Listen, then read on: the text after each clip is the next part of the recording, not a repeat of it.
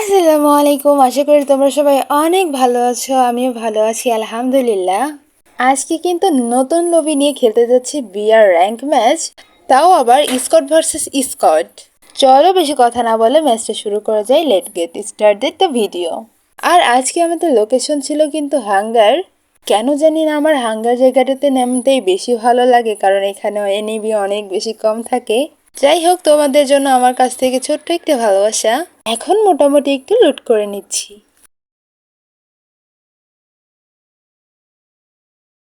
আমি জাস্ট অবাক হয়ে যাচ্ছি, যেদিন আমি ভিডিও করতে আসি সেদিন আমার সামনে এনিমি পড়ে না।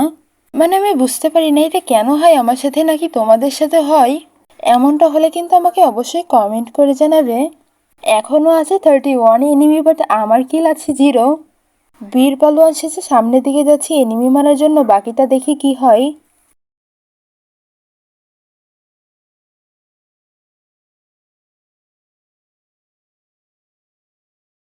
আমি এখন যেটা খেলতেছি সেটা কি কি রাশ বলে কি পুশ বলে, আমাকে কেউ একটু জানাবে প্লিজ।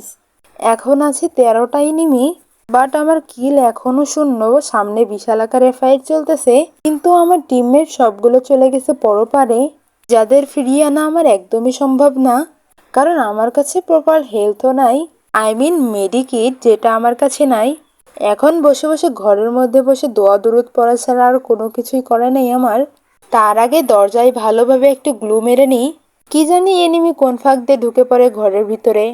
মাঝে মাঝে এমনও হয় যে আমি এনিমির জন্য জানালা দিয়ে অপেক্ষা করতেছি, এনিমি ঘরের দরজা দিয়ে এসে আমার সাথে টুকি দেয়।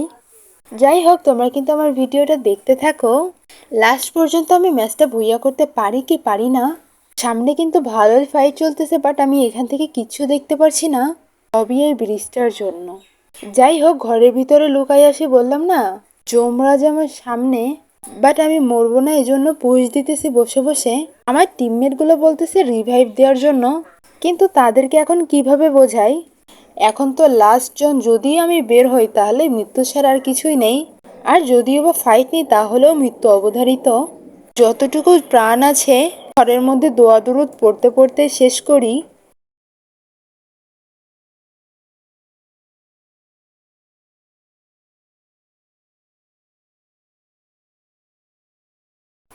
অবশেষে কিন্তু একটা টিকি সামনে পেলাম, বাট তখনই কিন্তু নেট যায় যায় অবস্থা ছিল।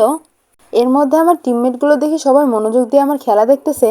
একটা এনিমিকে তাক করেছিলাম, বাট এনিমিটা এত লাফালাফি করতেছিল, এর মধ্যে দেখি আমার ঘরের গ্লু চলে গেছে। তাড়াতাড়ি যেই একটা গ্লু মেরে নিই, না হলে আবার কখনো এনিমি বাবা ঘরের দরজা দিয়ে ঢুকে পড়বে বলা যায়। আবারও জানলা দিয়ে দেখতেছিলাম এনিমিকে, মানে এনিমি দোস্তকে দেখতেছিলাম যে দূর থেকে কাউকে একটু টুকে দিতে পারি কি না। দেখতে দেখতে এনিমি তো 5টা হয়ে গেছে। দেখতে দেখতে এনিমি তো 5টা হয়ে গেছে। এর মধ্যে আমি 5 নম্বর। তারা যদি সবাই একটা স্কট হয় তাহলে আমি আজকে শেষ, কেউ বাঁচাতে পারবে না আজকে আমাকে। যাই হোক না কেন, লাস্টবার একবার চেষ্টা করেই দেখি না কি হয়। আর আমি 1 ভার্সেস 4 করার ক্ষমতা রাখি। ও মা, আমার গ্লু ওয়াল ভেঙে নিজেরাই গ্লু দিয়ে মারলো। আজকে কেউ বাঁচাতে পারবে না। গ্লু দিয়ে পালাবে কোথায়? কার ঘরে হামলা করেছিস তোরা নিজেরাও জানিস না। আজকে তো সবগুলোকে এক একটা ধরে ধরেই মারবো। এমন ড্যামেজ দিয়েছি ঘরের কোনায় এসে হিল করা শুরু করেছে। ও মা, এটা কি কথা! একটাকে নক করতে না করতে 3টা এসে হাজির। এভাবে যে আমার প্রাণ নেবে আমি বুঝতেও পারিনি। মনে মনেই ভাবতেছিলাম যে তোমরা সবাই গিলমেটই হব। যাই হোক, আজকের ভিডিওটা কি কোথা থেকে দেখছো অবশ্যই কমেন্ট করে জানাবে। Thanks for watching.